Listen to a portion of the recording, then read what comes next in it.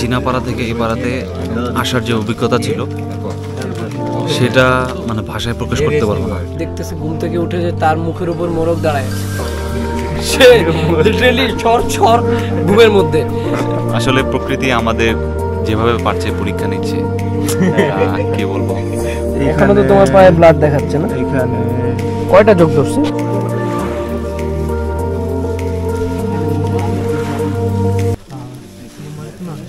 Hello everyone, Bandarban blog তৃতীয় দিনে আপনাদের স্বাগতম। এখন বাজে সকাল 6টা। আমরা এখন যেখানে আছি সেটা হচ্ছে দোতনপাড়া।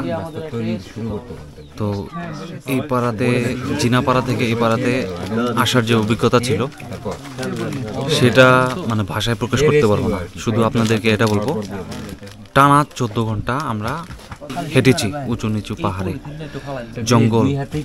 জঙ্গল কেটে রাস্তা বানিয়ে এসেছি এবং আমাদের চোখ, সাপ কিছুই বাদ রাখেনি আমাদের এই জার্নিতে। এটা আসলে কি বলবো, এখন খুবই টায়ার্ড। এই 14 ঘন্টার যে আমাদের জার্নি ছিল এটা আসলে ক্যাপচার করতে পারিনি, কারণ তখন আমার মনে হয়েছে যে জীবন বাঁচানো খরচ ছিল। জার্নিটা এতটাই কঠিন ছিল যে আমি ভিডিও করারও সাহস পাইনি। আমি জানি না কতটুকু আপনাদেরকে বলে বোঝাতে পারবো, বাট অবশ্যই আপনাদেরকে বলবো। এবং ঘুম দরকার, ঘুমাতে হবে 7-8 ঘন্টা। দেন আগামীকাল অর্থাৎ আজকে দুপুরবেলা বা যখন ঘুম থেকে উঠি তখন আপনাদেরকে সমস্ত আমাদের অভিজ্ঞতা একদম ডিটেলসে শেয়ার করব। আমরা যে কিভাবে সবাই 13 জন ছিলাম, সবাই ঠিকঠাক ভাবে আসলে সমস্ত কিছু মোকাবেলা করে এ পর্যন্ত আসতে পেরেছি, এটা নিজেরাই বিশ্বাস করতে পারছি না। আমরা যেভাবে আসছি, never ever come this way, never ever. So আর না বাড়িয়ে এখানে শেষ করছি। আল্লাহ হাফেজ।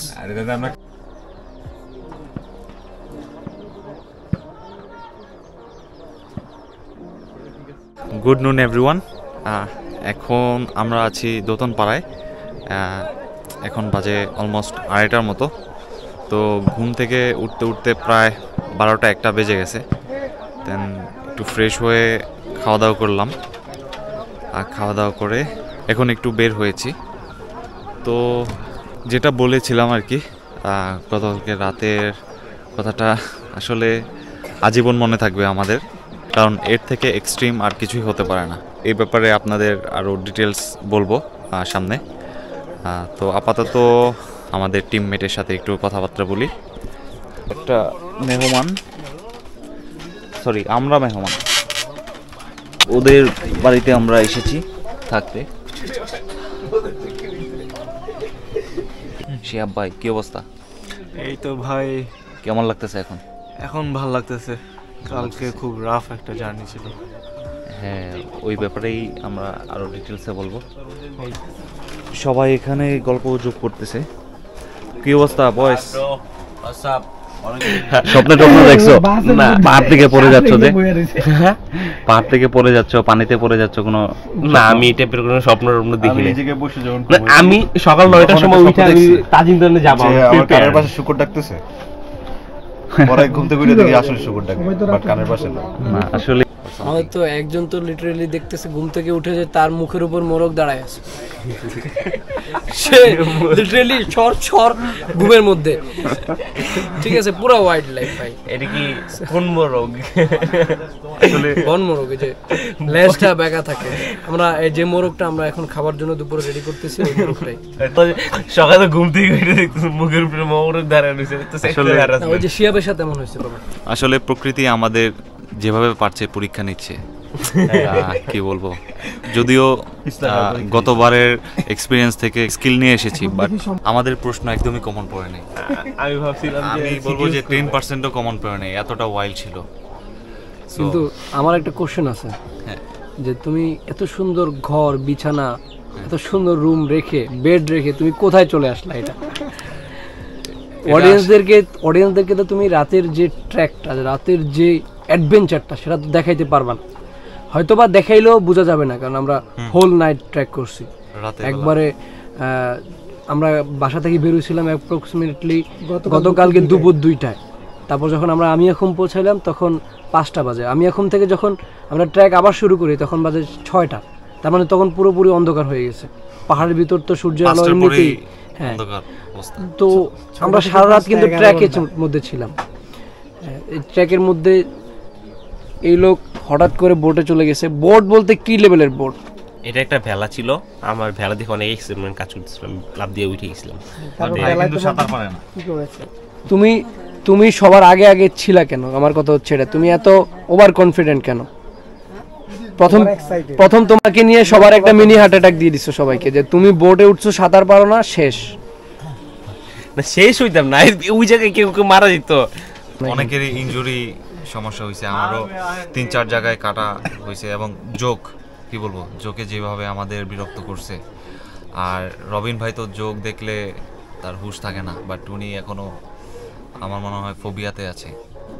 হ্যাঁ, আসলে মানে জঙ্গলে আমাদের কিন্তু একটাই কিন্তু সবচেয়ে বেশি ভয় লাগছে, সেটা হচ্ছে জোক।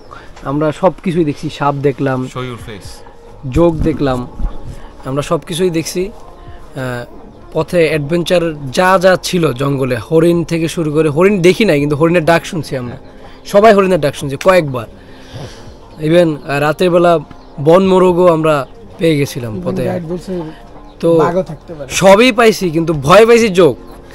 তো জোকটা সবার শুরুতে আমার বডিতেই পাওয়া গেছে, যেটা পরবর্তীতে আস্তে আস্তে এজাজের বডিতে পাওয়া গেছে, তারপর তোমার বডিতে পাওয়া গেছিল। আচ্ছা জাহিদ, তুমি কত পার্সেন্ট প্রিপেয়ার ছিল? মানে এই যে ট্র্যাক হলো, মানে তুমি কতটুকু চিন্তা করছো আর হইছে কতটুকু? প্রিপেয়ার হয়ে আসছে, এসে দেখে সে A+ পাওয়ার জন্য আসছিলাম, বাট এখন দেখি 10%। তুমি 100তে 10 এর অ্যানসার করতে পারো নাই। অ্যানসার করতে পারছি, অ্যানসার করতে পারছো, কিন্তু তুমি 10 এর প্রিপারেশন নিয়ে আসো নাই না। তার মানে তোমার সিলেবাস 10 এর মধ্যেই সীমাবদ্ধ ছিল। তুমি এসে দেখতেছো হিউজ সিলেবাসে পড়ে গেছো। পরে বিপদে পড়ে তো সবই অ্যানসার দিলাম, আর এখন এই অবস্থা। কিন্তু তুমি যেভাবে কনফিডেন্টলি সামনে আগাইছো, শেষ মুহূর্তে চিত হয়ে গেছিলা। তোমার পা ধরে টেনে না উঠাইলে হয়তো বা তুমি আজকে, তোমার ক্যামেরাও থাকতো নিচে, তুমিও থাকতে নিচে, তো তুমি অনেক এনার্জেটিক ছিলা, আসলে কনফিডেন্ট ছিলা, ভালোভাবেই আগাচ্ছিলাম। বাট লাস্টে হয়েছে কি, অনেক টায়ার্ড ছিলাম, তো একটা কলা গাছ বিছিয়ে, মাটির মতো উঁচা ছিল জায়গাটা, তো বিছিয়ে বসার প্ল্যান ছিল। বসার সাথে সাথে আমি নিচে হামাগুড়ি দিয়ে একদম পা উপরে, আমার মাথা নিচে। তারপরে রবিন ভাই আর তাইব ভাই আমার পা ধরে উঠালো। সো এই আর কি অবস্থা, ঘটনাটা। ব্যাপারটা হচ্ছে, তুমি এমন এক জায়গায় বসতে গেছো, 10 তলার ছাদে উঠে তুমি ছাদের যে রিলিং সেখানে বসে গেছো, কিন্তু আসলে সেখানে রিলিং বলতে কিছুই নাই, ওটা ছিল হচ্ছে পাতা, গাছের ঝোপঝাড়। তো তুমি যে রিস্কটা নিছো, এখন তুমি বেঁচে ফিরছো, তোমার কাছে কেমন লাগতেছে? আমি ওটা লিটারালি ভুলেই গেছি, কারণ এর আগের যে রাস্তাগুলো ছিল, মানে ওটার কাছে এটা কিছুই না আসলে, মানে কোনোটার উপরে নিচে না, একদম পুরোটাই লেভেল। সো না, আমার আসলে একটা মোমেন্টে যদি বলি তাহলে ভুল হবে। আমার কেন জানি তখন মনে হচ্ছিল যে তুই যদি মরে যাস তো তুই শুরুতেই মরে যা, এত দূর পথ এসে মরবি কেন? সেটাই, ভালো জায়গায় এসে, তাও পুরো পাহাড় উইঠা ভালো জায়গায় এসে পড়ে গেছে। এই পাড়ায় আসতে আর আধা ঘন্টা লাগবে, তাই না? আধা ঘন্টা লাগবে, তুমি পুরো 13-14 ঘন্টা হেঁটে এসে আধা ঘন্টার জন্য তুমি মরে যাবা? তোমার পায়ে কোন কোন জায়গায় যোগ ধরছিল? কাটাটা দেখ, এখানে তো তোমার পায়ে ব্লাড দেখাচ্ছে না। এখানে কয়টা যোগ ধরছে? ওইখানে। তাহলে সবচেয়ে বেশি যোগ তোমাকেই ধরছে নাকি? যোগ আমার ভালোবাসে, পছন্দ করে। যোগ আমাকে দিয়ে শুরু করছিল, কিন্তু তোমাকে দিয়ে শেষ ফিনিশিংটা দিছে। আপনাকে পেয়ে আর ছাড়ছে না, ওকে অনেক পছন্দ করছে। তো তার হচ্ছে যোগের সাথে তোমার একটা খুব একটা হার্ট থেকে একটা সম্পর্ক আছে। তাকে আমি বেশি উপরে উঠতে দেইনি। বেশি উপরে উঠতে দাও না? হ্যাঁ, এটা যোগ কিন্তু বেশি উপরে উঠে না, যেখানে গিয়ে সে ব্লাডের সন্ধান পেয়ে যাবে সেইখানে সে কামড় দিয়ে দিবে। তবে আমরা সবাই এখানে কিন্তু পাড়ায় আসার পরে এক একজনে জামা কাপড় কোনো কিছুই ছিল না বডিতে, সবাই সবকিছু খুলে চেক করছে জোক আছে কিনা কোথাও, কারণ জোক এক জায়গায় না, মানে কারো কারো ঘাড়ে, কারো হাতে, কারো পিঠে, কারো কোমরে, সব জায়গায় জোক ছিল আজকে। কিন্তু রবিন ভাইয়ের যে জায়গা ছিল ওটা ক্যামেরাতে বলা যাবে, সেটাই বুঝাতে চাচ্ছি যে অডিয়েন্স যাতে বুঝতে পারে যে জোকটা মানে কোন কোন জায়গায় বাদ ছিল। সবার মানে এমন এমন জায়গায় জোক ঢুকছে, কিভাবে ঢুকছে কেউ জানে না, কিন্তু জোক আর বোঝাও যায় না যে জোকটা কামড় দিয়ে ধরে রাখছে, এটা বোঝাও যাচ্ছে না। একসময় এরকম হয়েছে যে আমরা মানে জোক খোঁজা বন্ধই করে দিয়েছে, কারণ জোক যখন খুঁজে পেয়ে যাই তখন আমাদের মোটিভেশন একদম খারাপ হয়ে যায়। আমাদের চা চলে আসছে, দিদি আমাদের জন্য চা নিয়ে আসছে। পাহাড়ে সবকিছুই অমৃত লাগে। চা খাওয়াটা শেষ করি, এরপর একটু বের হব, বের হয়ে আপনাদের পাহাড়টা ঘুরিয়ে দেখাবো। Till then stay tune. আশা করি কিছুটা হলেও আন্দাজ করতে পেরেছেন কতটা ভয়াবহ ছিল আমাদের রাত্রির জার্নি। যাই হোক, এভাবে ছবি টানানো দেখে অনেকটা অবাক হলাম। এটা ইঙ্গিত করে যে আদিবাসীরা এখনো কম হলেও 20-25 বছর আগের জীবনযাপন করছে।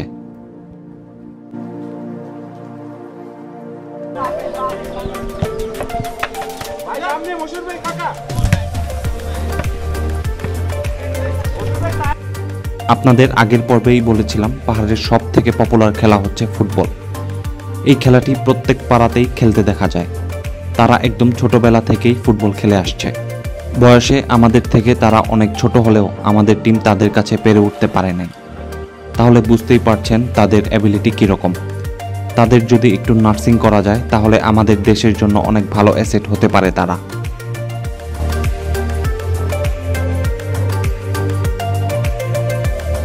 নাম কি তোমার? আকাশ ত্রিপুরা। হ্যাঁ, আকাশ ত্রিপুরা। আকাশ ত্রিপুরা। আমি গোল খাইছি। গোল খাইছো তুমি? হ্যাঁ। শাবাশ শাবাশ, একটা গোল দিয়েছে ভাই। আমি Good, good, নেইমারকে good, good. Support করছি। তুমি নেইমারকে সাপোর্ট করো? হ্যাঁ। ও জোস জোস, আমিও। They are very competitive player. Pass যেমন পাস তেমন ডিফেন্স, খুবই ভালো খেলতেছে। বলই পাচ্ছি না। বল পাচ্ছে না দেখে গোল দিতে পারছে না, বাট ওয়েল প্লেড। যে দর্শক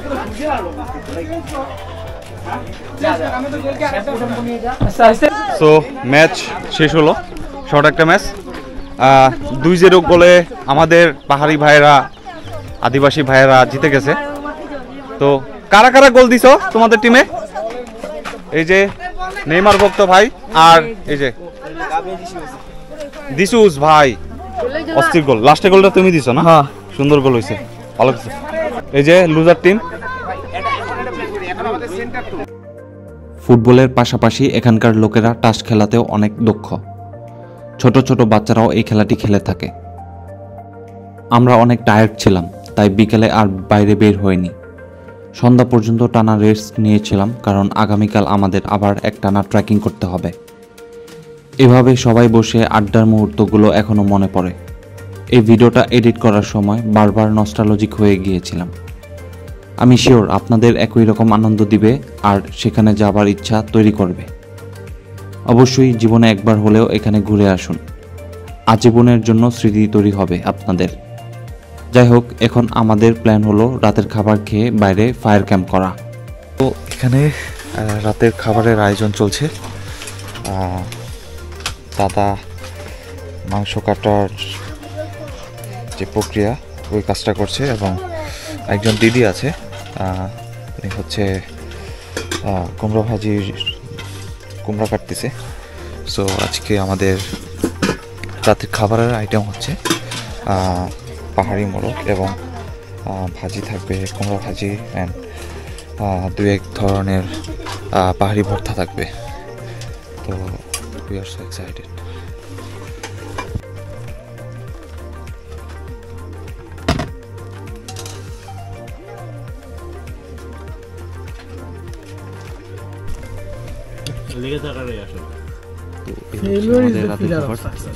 পাহাড়ি মুরগি এবং যদিও এটা আমি বিশ্বাস করি, কুমড়ো ভাজি, ডাল এবং মরিচ ভর্তা। একটা ছোট্ট ইনফরমেশন, এই মুরগিটি আমরা নিজেরা জবাই করেছি, তারপর তারা রান্না করেছে। একইভাবে প্রতিটা খাবার হালালভাবে রান্না করা হয়েছে আমাদের জন্য। পাহাড়ের খাবার নিয়ে নতুনভাবে কিছু বলার নেই, যতবারই খেয়েছি ততবারই মুগ্ধ হয়েছি। খাবারগুলো এখনও মিস করি। বাইরের তাপমাত্রা অনেকটা ঠান্ডা ছিল, আনুমানিক 10 ডিগ্রি সেলসিয়াস তাপমাত্রা ছিল এখানে। রাতে ঘুমানোর সময় জ্যাকেট পরে কম্বল নিতে হয়েছিল আমাদের। যারা শীতের সময় আসবেন অবশ্যই একটি মোটা গরমের কাপড় নিয়ে আসবেন। এই পর্বে আপাতত এইটুকুই, দেখা হবে পরের পর্বে। Till then stay safe and travel and don't forget to like, comment and subscribe to my channel. আল্লাহ হাফেজ।